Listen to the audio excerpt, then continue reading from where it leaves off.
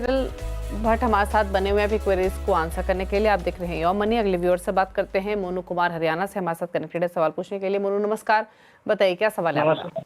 नमस्कार मैम मेरी ये मैंने डिटेल तो आपके पास भेजी हुई है। मेरे को 3 से 5 करोड़ का फंड बनाना है at the age of 50। Okay, तो अभी आप 34 इयर्स के हैं। एट द एज ऑफ 50 आपको यानी आफ्टर 16 इयर्स आपको 2 करोड़ आपने बोला, राइट? जी मैम।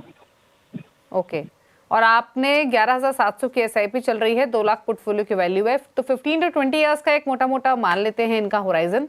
एक्सिस स्मॉल कैप है 3300 रुपये महीना, 2200 पारंपरिक flexi cap, 2200 ICICI Pru India opportunities, 2000 Motilal Oswal Nifty micro cap 250 और 2000 Tata Nifty mid cap 150 momentum. बताइए सजेशंस। देखिए 11,700 की एसआईपी से 20 सालों में 12% अनुमान से कम 1 करोड़ 40 लाख के आसपास वो जुटा पाएंगे। अभी देखिए उनको यहाँ पे एसआईपी बढ़ानी पड़ेगी अगर वो 2 करोड़ का टारगेट हासिल करना चाहते हैं। तो डेफिनेटली 10-20% का अगर वो स्टेप अप ओवरऑल करते हैं तो वो 2 करोड़ का जो टारगेट है 20 सालों में हासिल कर पाएंगे। कम से कम 35,000 की एसआईपी अगर वो बढ़ाते हैं तो आसानी से वो जो उनका 2 करोड़ का टारगेट है वो हासिल कर पाएंगे। तो मुझे लगता है कि डेफिनेटली एसआईपी बढ़ानी पड़ेगी। पोर्टफोलियो काफी अच्छा है, पैसिव फंड एक्टिव फंड्स दोनों का मिश्रण उन्होंने अपने पोर्टफोलियो में रखा है। कैटेगरी वाइज कोई दिक्कत नहीं है, फंड एलोकेशन वाइज कोई दिक्कत नहीं है। टारगेट जो हासिल करना चाहते हैं उसमें पीछे रह जाएंगे। एसआईपी स्टेप अप करते हैं तो डेफिनेटली वो टारगेट हासिल कर पाएंगे। तो यहाँ पे जो अभी की एसआईपी है उससे कम वो 1 करोड़ 40 लाख हासिल कर पाएंगे। ओके, चलिए, तो ये रही सलाह आपके लिए। 1.5 करोड़ के आसपास की राशि आप मान के चले इकट्ठा कर लेंगे। आपका कॉम्बिनेशन फंड चॉइसेस सही है, आप इसी में इन्वेस्टेड रहे, इसी पोर्टफोलियो में समय समय पर रिव्यू करते रहे, इन्वेस्टेड रहे। रही बात जो गोल आप लेके चल रहे हैं 15-20 सालों में, उसके नज़दीक आप पहुंचेंगे, स्टेप अप करेंगे तो ज़्यादा बेहतर रहेगा, अपने गोल को भी हासिल कर लेंगे। बात करते हैं अब अगले व्यूअर की। शुभम ने एक सवाल हमें भेजा है ईमेल के थ्रू, अहमदाबाद से। 25 साल इनकी उम्र है, 12,000 की मंथली एसआईपी है, 3 लाख की पोर्टफोलियो की वैल्यू है, सालाना 10% स्टेप अप भी कर रहे हैं। सिस्टमैटिक विड्रॉल प्लान पर इनको एक स्ट्रैटेजी चाहिए, जैसे इन्होंने मेंशन किया। 25 साल बाद एसडब्ल्यूपी की इनकी प्लानिंग है और 30 साल के लिए इनको ये फर्दर रकम निकालनी होगी। तो 25 ईयर्स बाद 30 ईयर्स की प्लानिंग चाहिए एसडब्ल्यूपी के थ्रू, जहां पर इनको 1 लाख के आसपास की मंथली इनकम हो सके। कौन से फंड्स हैं? Invesco Contra 3000, Motilal Oswal large mid cap 3000 invest कर रहे हैं ये। साथ ही इनके पास है Edelweiss mid cap, Tata small cap, Invesco small cap, Edelweiss gold and silver fund of fund. 1000 से लेकर 3000 की इनकी एसआईपी चल रही है। बताइए सजेशन। देखिए दीपाली, 2 स्मॉल कैप उनके पोर्टफोलियो में है। अगर दोनों स्मॉल कैप के ओवरलैप देखे तो ओवरलैप हार्डली 4% है। तो कंटिन्यू कर सकते हैं। दोनों फंड हाउस की स्ट्रेटेजी अलग है, दोनों अलग तरीके से स्टॉक सिलेक्शंस करते हैं, तो कोई दिक्कत नहीं है। फंड्स वाइज कोई दिक्कत नहीं है।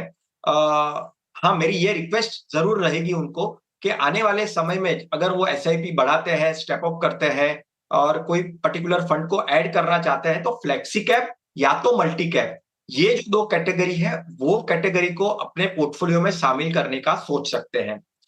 टारगेट के पॉइंट ऑफ व्यू से सोचे दीपाली, तो 25 साल में अगर वो स्टेप अप भी करते हैं, करंट एसआईपी को जोड़कर स्टेप अप भी आगे करते हैं, दोनों को मिलाकर कम से कम 5 करोड़ 30 लाख का कॉर्पस वो जुटा पाएंगे 12% अनुमान से। और आगे जाकर वो जो कॉर्पस इकट्ठा करेंगे, मान के चलिए कि 5.5 करोड़ का कॉर्पस अगर वो इकट्ठा कर भी लेते हैं और 30 साल के लिए उनको I think as a retirement pension के पॉइंट ऑफ व्यू से विड्रॉवल करना है, तो जैसे लोग एसआईपी करते हैं वैसे पैसे निकालने की भी स्ट्रेटेजी होती है एसडब्ल्यूपी। तो बेशक वो अपना जो 5.5 करोड़ के आसपास का जो पोर्टफोलियो रहेगा उससे वो 1 लाख आई थिंक वो पर मंथ निकालना चाहते हैं, तो डेफिनेटली 1 लाख पर मंथ वो आसानी से वो अपने पोर्टफोलियो से निकाल पाएंगे।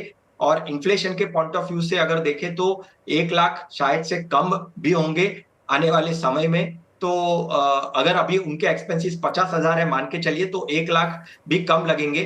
पर हाँ, 5.5 करोड़ का पोर्टफोलियो 30 साल के लिए अगर 1 लाख महीना भी निकालना है तो वो निकाल सकते हैं अपने पोर्टफोलियो से। उनको ये ध्यान रखना है दीपाली कि वो जो 5.5 करोड़ है वो टाइम पर निकालने के वक्त कोई एक जगह पे निवेश करेंगे और वो निवेश भी कम से कम 7, 8, 10% के आसपास का अगर रिटर्न मिले वो वक्त पर, तो आसानी से easily 1 lakh per month SWP से निकाल सकते हैं।